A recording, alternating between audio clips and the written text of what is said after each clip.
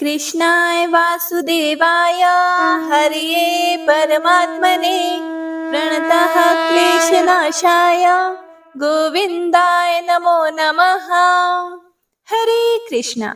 आप सभी भक्तों का संगीता धर्म सागर चैनल परिवार में दिल से स्वागत है। पिछले सभी अध्यायों को सुनने के लिए आप सभी भक्तों का दिल से बहुत बहुत धन्यवाद। तो आइए मन में भगवान का ध्यान करते हुए सुनते हैं आज की महात्म्य कथा। हे प्रिय भक्तों, महात्म्य कथा के बाद राधा रानी के एक अनन्य भक्त की दिव्य कथा भी सुनेंगे। यह केवल एक कहानी नहीं बल्कि भक्ति, प्रेम और परम कृपा का अद्भुत प्रमाण है। श्री राधा नाम की महिमा अपरंपार है। जो उनके श्री चरणों में श्रद्धा रखता है वह संसार के समस्त पापों से मुक्त हो जाता है। तो कथा को पूरा अवश्य सुनिएगा। जय श्री गणेश। हे प्रिय भक्तों, नारद जी ने ब्रह्मा जी से कहा, हे सुरश्रेष्ठ, एक ही गंगा के आपने दो भेद बतलाए हैं। एक तो वह है जो गौतम नामक ब्राह्मण के द्वारा लाया गया, और दूसरा अंश भगवान शंकर की जटा में ही रह गया, जिसे क्षत्रिय राजा भगीरथ ले आए। इसीलिए उसी का प्रसंग मुझे सुनाइए। फिर ब्रह्मा जी बोले, हे देवऋषि नारद, वैवस्वत मनु के वंश में राजा इक्ष्वाकु के कुल में सगर नाम के एक अत्यंत धार्मिक राजा हो गए हैं। वे यज्ञ करते थे, दान देते और सदा ही धार्मिक आचार विचार से रहते थे। उनकी दो पत्नियां थी। वे दोनों ही पति भक्त परायणा थी, किंतु उनमें से किसी को भी संतान ना हुई। इसीलिए राजा के मन में बड़ी चिंता थी। एक दिन उन्होंने महर्षि वशिष्ठ को अपने घर पर बुलाया और विधि पूर्वक उनकी पूजा करके उनसे पूछा कि किस उपाय से मुझे संतान होगी। उनकी यह बात सुनकर महर्षि वशिष्ठ ने कुछ काल तक ध्यान किया। उसके बाद राजा से कहा कि हे राजन, तुम पत्नी सहित सदा ऋषि महर्षियों का सेवन करते रहो। ऐसा कहकर महर्षि वशिष्ठ अपने आश्रम को चले गए। हे प्रिय भक्तों, एक समय की बात है। राजा सगर के घर पर एक तपस्वी महात्मा पधारे। राजा ने उन महर्षि का पूजन किया और इससे संतुष्ट होकर वे महात्मा बोले, हे महाभाग, तुम मुझसे वर मांगो। यह सुनकर राजा सगर ने पुत्र होने के लिए उनसे प्रार्थना की। फिर मुनि बोले कि तुम्हारी एक पत्नी के गर्भ से एक ही पुत्र होगा, किंतु वह वंशधर होगा, और दूसरी स्त्री के गर्भ से 60,000 पुत्र उत्पन्न होंगे। वरदान देकर जब मुनि चले गए, तब उनके कथनानुसार यथा समय राजा के हजारों पुत्र हुए। राजा सगर ने उत्तम दक्षिणा से युक्त बहुतेरे अश्वमेध यज्ञ किए। फिर एक अश्वमेध यज्ञ के लिए उन्होंने विधि पूर्वक दीक्षा ग्रहण की और अश्व की रक्षा के लिए सेना सहित अपने पुत्रों को नियुक्त किया। अश्व पृथ्वी पर घूमने लगा और इसी बीच में कहीं अवसर पाकर इंद्र ने उस अश्व को हर लिया और अपने रक्षकों को सौंप दिया। और दूसरी तरफ राजकुमार घोड़े को इधर उधर ढूंढने लगे, परंतु कहीं भी वह उन्हें दिखाई ना दिया। तब उन्होंने देवलोक में जाकर ढूंढा, पर्वतों और सरोवरों में खोजा और कितने ही जंगल छान मारे, मगर कहीं भी उसका पता ना लगा। और इसी समय आकाशवाणी हुई, हे सगर पुत्रों, तुम्हारा घोड़ा रसातल में बंधा है और कहीं नहीं है। यह सुनकर वे रसातल में जाने के लिए सब ओर से पृथ्वी को खोदने लगे। भूख से पीड़ित होने पर वे सूखी मिट्टी खाते और दिन रात भूमि खोदते रहते। इस प्रकार वे शीघ्र ही रसातल में जा पहुंचे। सगर के बलवान पुत्रों को वहां आया सुनकर रक्षक थर्रा उठे और उनके वध का उपाय करने लगे। वे बिना युद्ध किए ही भयभीत होकर उस स्थान पर आए जहां महामुनि कपिल सो रहे थे। कपिल जी का क्रोध बड़ा प्रचंड था। रक्षकों ने वह घोड़ा ले जाकर तुरंत कपिल मुनि के सिराहने की ओर बांध दिया और स्वयं चुपचाप दूर खड़े होकर देखने लगे कि अब क्या होता है। इतने में ही सगर के पुत्र रसातल में घुसकर देखते हैं कि वहां घोड़ा बंधा है और पास ही कोई पुरुष सो रहा है। उन्होंने कपिल मुनि को ही अश्व चुरा कर यज्ञ में विघ्न डालने वाला मान लिया और यह निश्चय किया कि इस महापापी को मारकर हम लोग अपना अश्व महाराज के पास ले चले। कोई बोले, अपना पशु बंधा है, इसे ही खोल कर ले चलते हैं। इस सोए हुए पुरुष को मारने से क्या लाभ? यह सुनकर दूसरे बोल उठे, हम शूरवीर राजा हैं, शासक हैं, इस पापी को उठाएं और क्षत्रिय योचित तेज से इसका वध कर डालें। बस फिर क्या था। वे मुनि को कटु वचन सुनाते हुए लातों से मारने लगे। इससे मुनि श्रेष्ठ कपिल को बड़ा क्रोध हुआ। फिर कपिल मुनि ने सगर पुत्रों की ओर क्रोधपूर्ण दृष्टि से देखा और उन्हें भस्म कर डाला। वे सब के सब जलकर राख हो गए। हे नारद, यज्ञ में दीक्षित महाराज सगर को इन सब बातों का पता ना लगा। उस समय तुमने ही जाकर सगर को यह सब समाचार सुनाया। इससे राजा को बड़ी चिंता हुई। अब क्या करना चाहिए, यह बात उनकी समझ में ना आई। राजा सगर के एक दूसरा पुत्र भी था, जिसका नाम असमंजा था। वह मूर्खतावश नगर के बालकों को उठाकर पानी में फेंक देता था। तब पुरवासियों ने इकट्ठे होकर राजा सगर को इस बात की सूचना दी। पुत्र का यह अन्याय जानकर महाराज को बड़ा क्रोध हुआ। उन्होंने अपने अमात्यों से कहा, यह असमंजा बालकों की हत्या करने वाला तथा क्षत्रिय धर्म का त्यागी है, इसीलिए यह इस देश का त्याग कर दे। महाराज का यह आदेश सुनकर अमात्यों ने राजकुमार को तुरंत ही देश निकाला दे दिया। असमंजा वन में चला गया। अब राजा सगर चिंता करने लगे कि हमारे सब पुत्र ब्राह्मण के शाप से रसातल में नष्ट हो गए हैं। एक बचा था, वह भी वन में चला गया। इस समय मेरी क्या गति होगी? असमंजा के एक पुत्र था जो अंशुमान नाम से विख्यात हुआ। यद्यपि अंशुमान अभी बालक था, फिर भी राजा ने उसे बुलाकर अपना कार्य बताया। अंशुमान ने भगवान कपिल मुनि की आराधना की और घोड़ा लाकर राजा सगर को दे दिया। इससे वह यज्ञ पूर्ण हुआ। अंशुमान के तेजस्वी पुत्र का नाम दिलीप था। दिलीप के पुत्र परम बुद्धिमान भगीरथ हुए। भगीरथ ने जब अपने समस्त पितामहों की दुर्गति का हाल सुना, तब उन्हें बड़ा दुख हुआ। उन्होंने राजा सगर से विनय पूर्वक पूछा, हे महाराज, उन सब का उद्धार कैसे होगा? राजा ने उत्तर दिया कि हे पुत्र, यह तो भगवान कपिल मुनि ही जानते हैं।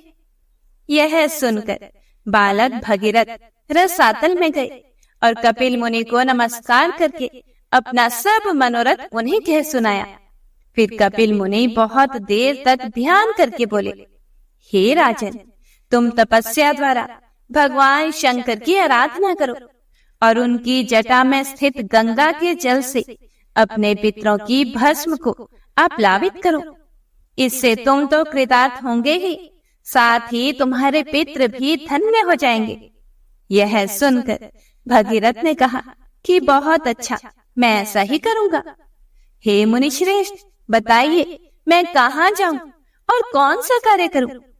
फिर कपिल मुनि बोले कि हे राजन, कैलाश पर्वत पर जाकर महादेव जी की स्तुति करो और अपनी सामर्थ्य के अनुसार तपस्या करते रहो, इससे तुम्हारी सिद्धि होगी। मुनि का यह वचन सुनकर भागीरथ ने उन्हें प्रणाम किया और कैलाश पर्वत की यात्रा की। वहां पहुंचकर पवित्र होकर बालक भगीरथ ने तपस्या का निश्चय किया और भगवान शंकर को संबोधित करके इस प्रकार कहा, हे प्रभु, मैं बालक हूँ, मेरी बुद्धि भी बालक की ही है और आप भी अपने मस्तक पर बाल चंद्रमा को धारण करते हैं। मैं कुछ भी नहीं जानता, आप मेरे इस अनजानपन से ही प्रसन्न हुए। हे अमरेश्वर, जो लोग वाणी से, मन से और क्रिया से कभी मेरा उपकार करते हैं तथा हित साधन में संलग्न रहते हैं, उनका कल्याण करने के लिए मैं उमा सहित आपको प्रणाम करता हूँ। आप देवता आदि के लिए भी पूज्य हैं। जिन पूर्वजों ने मुझे अपने सगोत्र और समान धर्मा के रूप में उत्पन्न किया और पाल पोस कर बड़ा बनाया। भगवान शिव उनका अभीष्ट मनोरथ पूर्ण करे। मैं बाल चंद्र का मुकुट धारण करने वाले भगवान शंकर को नित्य प्रणाम करता हूँ। हे प्रिय भक्तों, भगीरथ के ऐसा कहते ही भगवान शिव उनके सामने प्रकट हो गए और बोले, हे महामते, तुम निर्भय होकर कोई वर मांगो। जो वस्तु देवताओं के लिए भी सुलभ नहीं है, वह भी मैं तुम्हें निश्चय ही दे दूंगा। यह आश्वासन पाकर भगीरथ ने महादेव जी को प्रणाम किया और प्रसन्न होकर कहा, हे देवेश्वर, आपकी जटा में जो सरिताओं में श्रेष्ठ गंगा जी विराजमान हैं, उन्हें ही मेरे पितरों का उद्धार करने के लिए मुझे दे दीजिए। इससे मुझे सब कुछ मिल जाएगा। तब महेश्वर ने हंस कर कहा, हे पुत्र, मैंने तुम्हें गंगा दे दी, अब तुम उनकी स्तुति करो। महादेव जी का यह वचन सुनकर भगीरथ ने गंगा जी की प्राप्ति के लिए भारी तपस्या की और मन को संयम में रखकर भक्ति पूर्वक गंगा जी की स्तुति की। बालक होने पर भी भगीरथ ने अबाल कोचित पुरुषार्थ करके गंगा जी की भी कृपा प्राप्त की। महादेव जी से प्राप्त हुई गंगा को पाकर उन्होंने उनकी परिक्रमा की और हाथ जोड़कर कहा, हे देवी, महामुनि कपिल के शाप से मेरे पितर दुर्गति में पड़े हुए हैं। हे माते, आप उनका उद्धार करें। देव नदी गंगा सबका उपकार करने वाली हैं। वे स्मरण मात्र से ही सब पापों का नाश कर देती हैं।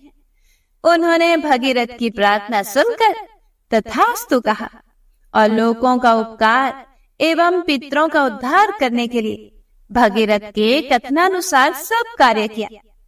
हे प्रिय भक्तों, राजा सगर के जो पुत्र भस्म होकर रसातल में पड़े थे, उन्हें अपने जल से आप्लावित करके गंगा जी ने उनके खोदे हुए गड्ढों को भी भर दिया। हे महामुने, इस प्रकार तुम्हें क्षत्रिय गंगा का वृत्तांत सुनाया। ये माहेश्वरी, वैष्णवी, ब्राह्मी, पावनी, भागीरथी, देव नदी तथा हिमगिरी शिखराश्रवा अर्थात हिमालय की चोटी पर रहने वाली आदि नामों से पुकारी जाती हैं। इस प्रकार महादेव जी की जटा में स्थित गंगा का जल दो स्वरूपों में विभक्त हुआ। विंध्यगिरी के दक्षिण भाग में जो गंगा है, उन्हें गौतमी अर्थात गोदावरी कहते हैं, और विंध्यगिरी के उत्तर भाग में स्थित गंगा भागीरथी कहलाती है। हे प्रिय भक्तों, फिर नारद जी ने कहा कि हे भगवान, आपके मुख से कथा सुनते सुनते मेरे मन को तृप्ति नहीं होती। पहले गौतम ब्राह्मण के द्वारा लाई हुई गंगा का वर्णन कीजिए।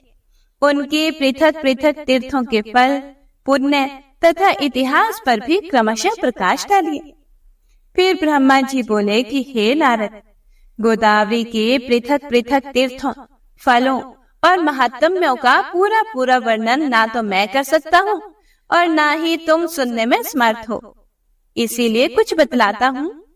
जहाँ भगवान त्र्यंबक गौतम के सामने प्रकट हुए थे, वह तीर्थ त्र्यंबक के नाम से प्रसिद्ध है। वही गौतमी गंगा का उद्गम स्थान है। वह भोग और मोक्ष देने वाला है। हे प्रिय भक्तों, आप सभी को तो पता ही होगा कि त्र्यंबक नामक मंदिर नासिक में है। ब्रह्मा जी बोले कि दूसरा वाराह तीर्थ है जो तीनों लोकों में विख्यात है। उसका स्वरूप बतलाता हूँ। पूर्व काल की बात है। सिंधु सेन नामक राक्षस देवताओं को परास्त करके यज्ञ छीन कर रसातल में जा पहुंचा। यज्ञ के रसातल चले जाने पर पृथ्वी पर उसका सर्वथा अभाव हो गया। देवताओं ने सोचा कि यज्ञ के बिना ना तो यह लोक रह जाएगा और ना ही परलोक ही। इसीलिए अपने शत्रु के पीछे उन्होंने रसातल में भी धावा किया, परंतु इंद्र आदि देवता सिंधु सेन को जीत ना सके। तब उन्होंने पुराण पुरुष भगवान विष्णु के पास जाकर यज्ञापहरण आदि राक्षस की सब करतूत कह सुनाई। भगवान ने उन्हें सांत्वना देते हुए कहा, मैं वाराह रूप धारण करके शंख, चक्र और गदा हाथ में लेकर रसातल में जाऊंगा और मुख्य मुख्य राक्षसों का संहार करके पुण्यमय यज्ञ को लौटा लाऊंगा।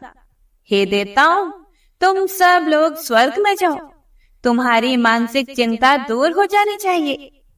फिर गंगा जी जिस मार्ग से रसातल में गई थी, उसी मार्ग से पृथ्वी को छेद कर चक्रधारी भगवान भी रसातल में पहुंच गए।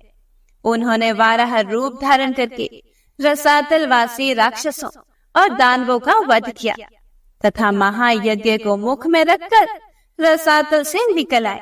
हे प्रिय भक्तों, उस समय देवता ब्रह्मगिरि पर श्री हरि की प्रतीक्षा करते थे। उस मार्ग से निकलकर भगवान गंगा स्तोत्र में आए और रक्त से लथपथ हुए अपने अंगों को गंगा जी के जल से धोया। उस स्थान पर वाराह नामक कुंड हो गया। इसके बाद भगवान ने मुंह में रखे हुए महायज्ञ को दे दिया। इस प्रकार उनके मुख से यज्ञ का प्रादुर्भाव हुआ। इसीलिए वाराह तीर्थ परम पवित्र और संपूर्ण अभिलषित वस्तुओं को देने वाला है। वहाँ किया हुआ स्नान और दान सब यज्ञों का फल देता है।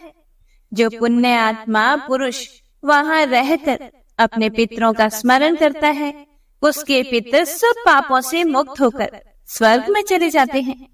त्र्यंबक में एक कुशावर्त नामक तीर्थ है। उसके स्मरण मात्र से मनुष्य कृतार्थ हो जाता है। वह समस्त अभीष्ट वस्तुओं को देने वाला है। कुशावर्त उस तीर्थ का नाम है जहाँ महात्मा गौतम ने गंगा का कुशों से आवर्तन किया था। वे वहाँ गंगा को कुश से लौटाकर ले आए थे। कुशावर्त में किया हुआ स्नान और दान पितरों को तृप्ति देने वाला है। जहाँ नदियों में श्रेष्ठ गंगा नील पर्वत से निकली है, वहाँ वे नील गंगा के नाम से विख्यात हैं। मनुष्य शुद्ध मन होकर नील गंगा में स्नान आदि जो कुछ भी शुभ कर्म करता है, वह सब अक्षय जानना चाहिए। उससे पितरों को बड़ी तृप्ति होती है। हे महर्षि, गोदावरी में परम उत्तम कपोत तीर्थ भी है, जिसकी तीनों लोकों में प्रसिद्धि है। हे मुने, मैं उस तीर्थ का स्वरूप और महान फल बतलाता हूँ। सुनो, ब्रह्मगिरि पर एक बड़ा भयंकर व्याध रहता था। वह ब्राह्मणों, साधुओं, यतियों, गौओं, पक्षियों तथा मृगों की हत्या किया करता था।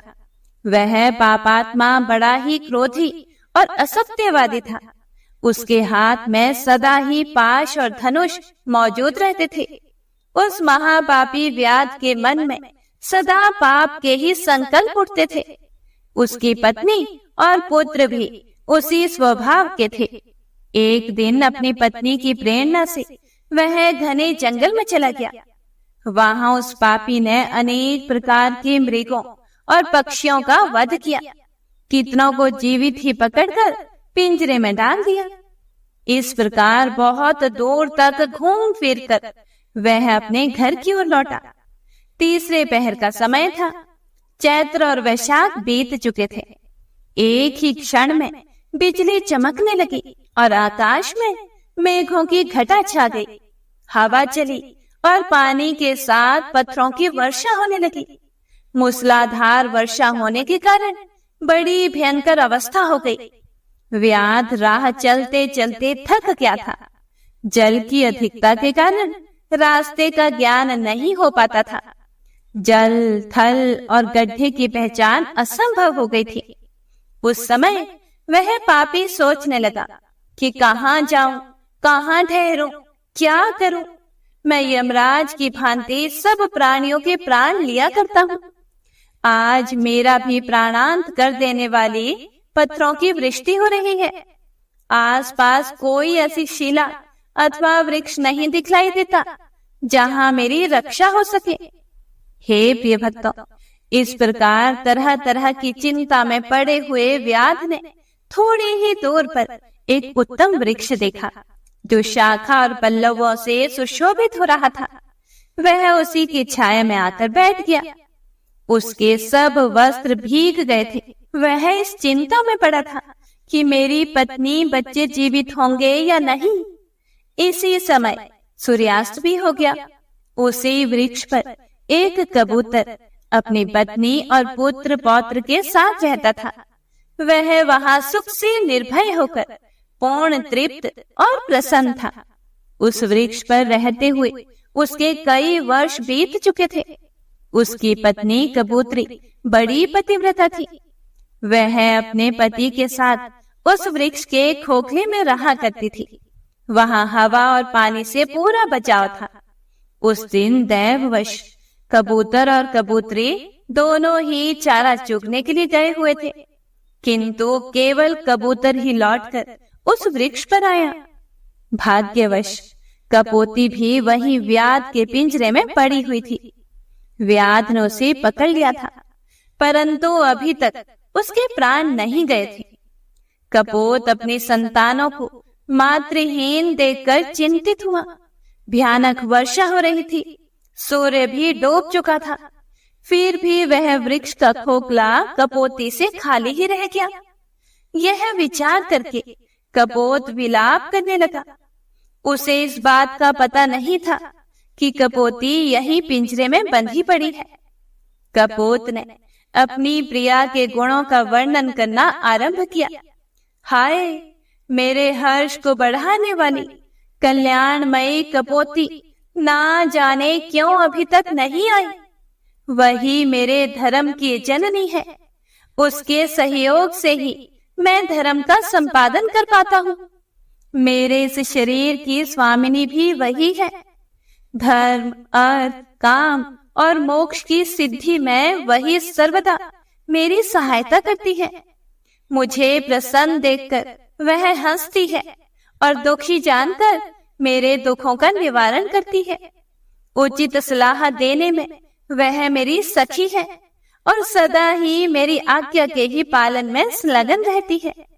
सूर्य अस्त हो गया तो भी वह कल्याणी अभी तक नहीं आई। वह पति के सिवा दूसरा कोई व्रत, मंत्र, देवता, धर्म अथवा अर्थ नहीं जानती। वह पतिव्रता है। पति में ही उसके प्राण बसते हैं। पति ही उसका मंत्र और पति ही उसका प्रियतम है। मेरी कल्याणमयी पत्नी अभी तक नहीं आई। क्या करूं, कहां जाऊं? मेरा यह घर उसके बिना आज जंगल सा दिखाई देता है। उसके रहने पर भयंकर स्थान भी शोभा संपन्न और सुंदर दिखाई देता है। जिसके रहने पर यह घर वास्तव में घर कहलाता है। वह मेरी प्रिय पत्नी अब तक नहीं आई। मैं उसके बिना जीवित नहीं रह सकूंगा। अपने प्रिय शरीर को भी मैं त्याग दूंगा, किंतु ये बच्चे क्या करेंगे? ओह, आज मेरा धर्म लुप्त हो गया है। इस प्रकार विलाप करते हुए स्वामी के वचन सुनकर पिंजरे में पड़ी हुई कपोती बोली, हे खगश्रेष्ठ, मैं यहाँ पिंजरे में बंधी हुई बेबस हो गई हूँ। हे महामते, यह व्याध मुझे जाल में फंसा कर ले आया है। आज मैं तो धन्य हूँ और अनुग्रहित हूँ, क्योंकि मेरे पति देव मेरे गुणों का बखान करते हैं। मुझ में जो गुण है और जो नहीं है, उन सब का मेरे पति देव गान कर रहे हैं। इससे मैं निस्संदेह कृतार्थ हो गई हूँ। पति के संतुष्ट होने पर स्त्रियों पर संपूर्ण देवता संतुष्ट हो जाते हैं। इसके विपरीत यदि पति असंतुष्ट हो तो स्त्रियों का अवश्य ही नाश हो जाता है। हे प्राणनाथ, तुम ही मेरे देवता, तुम ही प्रभु, तुम ही सुहृद, तुम ही शरण, तुम ही व्रत, तुम ही स्वर्ग, तुम ही परब्रह्म और तुम ही मोक्ष हो। हे आर्य, मेरे लिए चिंता मत करो, अपनी बुद्धि को धर्म में स्थिर करो। आपकी कृपा से ही मैंने बहुत से भोग भोग लिए हैं। अपनी प्रिया कपोती का यह वचन सुनकर कबूतर उस वृक्ष से उतर आया और पिंजरे में पड़ी हुई कपोती के पास गया। ओम नमो नारायणाय। हे प्रिय भक्तों, वहां जाकर कबूतर ने जो कुछ भी किया या जो कुछ भी हुआ उसका वर्णन आप अगले अध्याय में जरूर सुनिएगा। श्री राधा नाम की महिमा अपरंपार है। जो उनके श्री चरणों में श्रद्धा रखता है वह संसार के समस्त पापों से मुक्त हो जाता है। कलयुग में श्री राधा रानी की भक्ति सबसे सरल और जल्दी फल प्रदान करने वाली मानी गई है। स्वयं श्री कृष्ण भी कहते हैं कि जो मेरी आराध्या श्री राधा रानी का स्मरण करता है उसे किसी अन्य चीज की आवश्यकता नहीं रहती। तो आइए इस दिव्य कथा का रसपान करते हैं और जानते हैं कि कैसे राधा रानी की भक्ति किसी भी पापात्मा को पावन बना सकती है, किसी भी भक्त पर कृपा कर सकती है और किसी भी असंभव कार्य को कैसे संभव बना देती है। बरसाना में एक भक्त थे ब्रजदास। उनके एक पुत्री थी जिसका नाम था रतिया। यही ब्रजदास का परिवार था। ब्रजदास दिन में अपना काम करते और शाम को श्री जी के मंदिर में जाते, दर्शन करते और जो भी संत वहां आए हुए होते हैं तो उनके साथ सत्संग करते। यह उनका प्रतिदिन का नियम था। एक बार एक संत ने उनसे कहा कि हे भैया, हमें नंदगांव जाना है। सामान ज्यादा है और पैसे है नहीं तो सेवक कर लेते। तुम हमको नंदगांव पहुंचा सकते हो क्या? ब्रजदास ने हामी भर ली। ब्रजदास ने कहा कि गर्मी का समय है, सुबह जल्दी चलना ठीक रहेगा, जिससे मैं 10 बजे तक वापस आ जाऊं। संत ने भी कहा कि ठीक है, मैं 4 बजे तैयार रहूंगा। ब्रजदास ने अपनी बेटी से कहा कि मुझे एक संत को नंदगांव पहुंचाना है, समय पर आ जाऊंगा, प्रतीक्षा मत करना। ब्रजदास सुबह 4 बजे राधे राधे करते नंगे पांव संत के पास गए। संत ने सामान ब्रजदास को दिया और ठाकुर जी की पेटी और बर्तन स्वयं ले लिए। रवाना तो समय पर हुए, लेकिन संत को श्वास रोग था और कुछ दूर चलते फिर बैठ जाते। इस प्रकार नंदगांव पहुंचने में ही 11 बज गए।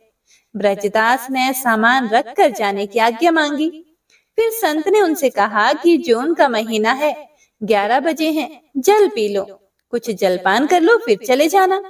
ब्रजदास ने कहा, बरसाने की वृष भानु नंदिनी नंदगांव में ब्याई हुई है, इसीलिए मैं यहाँ जल नहीं पी सकता। यह सुनकर संत की आंखों से अश्रुपात होने लगा। कितने वर्ष पुरानी बात है और कितना गरीब आदमी है, पर दिल कितना ऊंचा है। ब्रजदास वापस राधे राधे करते हुए रवाना हो गए और ऊपर से सूरज की गर्मी, नीचे से तपती हुई रेत। भगवान को उन पर दया आ गई। वे भक्त ब्रजदास के पीछे पीछे चलने लगे।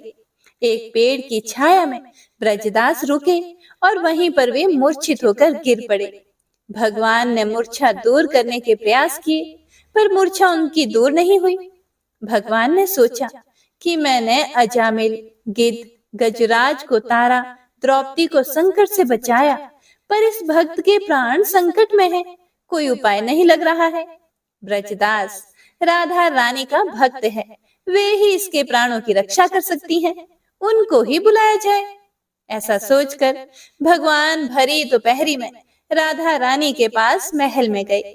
राधा रानी ने इस गर्मी में आने का कारण पूछा। भगवान भी पूरे मस्खरे हैं। उन्होंने कहा कि तुम्हारे पिताजी बरसाना और नंदगांव के डगर में पड़े हुए हैं, तुम चलकर उनको संभाल लो। राधा रानी ने कहा कि कौन पिताजी? भगवान ने सारी बात समझाई और चलने को कहा, और यह भी कहा कि तुमको ब्रजदास की बेटी के रूप में भोजन जल लेकर चलना है। राधा रानी तैयार होकर पहुंची। पिताजी, पिताजी, इस प्रकार आवाज लगाई। ब्रजदास जागे, बेटी के चरणों में गिर पड़े। आज तू न आती तो प्राण चले जाते। बेटी से कहा कि आज तुझे बार बार देखने का मन कर रहा था। राधा जी ने कहा कि माँ बाप को संतान अच्छी लगती ही है, आप भोजन लीजिए। ब्रजदास भोजन लेने लगे तो राधा रानी ने कहा कि घर पर कुछ मेहमान आए हैं, मैं उनको संभालूं, आप आ जाना। कुछ दूरी के बाद राधा रानी अदृश्य हो गई। ब्रजदास ने ऐसा भोजन कभी नहीं पाया। शाम को घर आकर ब्रजदास बेटी के चरणों में गिर पड़े। बेटी ने कहा कि पिताजी, आप ये क्या कर रहे हैं? ब्रजदास ने कहा कि आज तुमने भोजन जल लाकर मेरे प्राण बचा लिए। बेटी ने कहा, मैं तो कहीं नहीं गई। ब्रजदास ने कहा कि अच्छा बता, मेहमान कहाँ है? बेटी ने कहा, कोई मेहमान नहीं आया। अब ब्रजदास की समझ में सारी बात आ गई। उसने बेटी से कहा कि आज तुम्हारे ही रूप में राधा रानी के दर्शन हुए। हे प्रिय भक्तों, कर लो भजन राधा रानी का, भरोसा नहीं है जिंदगानी का। जग में मीठा कुछ भी नहीं, मीठा है नाम बस राधा रानी का। जय श्री कृष्ण। राधा रानी सरकार की जय। बंशी शोभित कर मधुर, नील जलद तन श्याम। अरुण अधर जनु बिंब फल, नयन कमल अभिराम। पूर्ण इंद्र अरविंद मुख, पीतांबर शुभ साज। जय मन मोहन मदन छवि, कृष्ण चंद्र महाराज। जय यदुनंदन जय जगवंदन, जय वसुदेव देवकी नंदन। जय यशोदासुत नंद दुलारे, जय प्रभु भक्तन के धृत तारे। जय नटनागर नागन थैया, कृष्ण कन्हैया धेनु चरैया। पुनि नख पर प्रभु गिरिवर धारो, आओ दीनन कष्ट निवारो। वंशी मधुरे अधर धर तेरे, होवे पूर्ण मनोरथ मेरी। आओ हरि पुनि माखन चाखो, आज लाज भारत की राखो। गोल कपोल चिबुक करुणारे, मृदु मुस्कान मोहिनी डारे। रंजित राजीव नयन विशाला, मोर मुकुट वैजंती माला। कुंडल श्रवण पीत पटाछे, कटि किंकणी काछन काछे। नील जलज सुंदर तनु सोहे, छवि लखि सुर नर मुनि मन मोहे। मस्तक तिलक अलक घुंघराले, आओ कृष्ण बांसुरी वाले। करि पय पान पूत नहीं तार्यो, अका बका कागा सुर मार्यो। मधुवन जलत अग्नि जब ज्वाला, भय शीतल लखि तहि नंद लाला। सुरपति जब ब्रज चढ़े और साई, मोसर धार वारी वर्षाई। लगत लगत ब्रज चहन बहायो, गोवर्धन नख धारी बचायो। लखी यशोदा मन ब्रह्म अधिकाई, मुख मह 14 भुवन दिखाई। दुष्ट कंस अति उधम मचायो, कोटि कमल जब फूल मंगायो। नाथी काली यही तब तुम लीन है, चरण चिन्ह दई निर्भय कीन है। करि गोपिन संग रास विलासा, सबकी पूर्ण करी अभिलाषा। केतिक महासुर संहार्यो, कंस ही केस पकड़ी दई मार्यो। मात पिता की बंदी छुड़ाई, उग्रसेन कहा राज दिलाई। मही से मृतक छहो सुत लायो, मातु देव की शोक मिटायो। भौमासुर मुर दैत्य सहारी, लाए शत दश सहस कुमारी। दई भी नहीं तृण चीर सहारा, जरा सिंधु राक्षस कह मारा। असुर बकासुर आदिक मार्यो, भक्तन के तब कष्ट निवार्यो। दीन सुदामा के दुख टार्यो, तंदुल 3 मूठ मुख डार्यो। प्रेम के साग विदुर धर मांगे, दुर्योधन के मेवा त्यागे। लखी प्रेम की महिमा भारी, ऐसे श्याम दीन हितकारी। भारत के पारथ रथ हाके, लिए चक्र करे नहीं बलता के। निज गीता के ज्ञान सुनाए, भक्तन हृदय सुधा वर्षाए। मीरा थी ऐसी मत वाली, विष पी गई बजा कर ताली। राणा भेजा सांप पिटारी, शालिग्राम बने बनवारी। निज माया तुम विधि दिखायो, उरते संश सकल मिटायो। तब शत निंदा करि तत्काला, जीवन मुक्त भयो शिशुपाला। जब ही द्रौपदी तीर लगाई, दीनानाथ लाज अब जाई। तुरत ही वसन बने नंदलाला, बढ़े चीर भई अरि मोह काला। असनाथ के नाथ कन्हैया, डूबत भंवर बचावत नैया। सुंदर दास आसुर धारी, दया दृष्टि कीजे बनवारी। नाथ सकल मम कुमति निवारो, क्षमहु बेगी अपराध हमारो। खोलो पट अब दर्शन दीजिए, बोलो कृष्ण कन्हैया की जय। बोलो कृष्ण कन्हैया की जय। बोलो कृष्ण कन्हैया की जय। यह चालीसा कृष्ण का पाठ करे उरधारी, अष्ट सिद्धि नवनिधि फल लहे पदारथ चारी। जय श्री कृष्ण।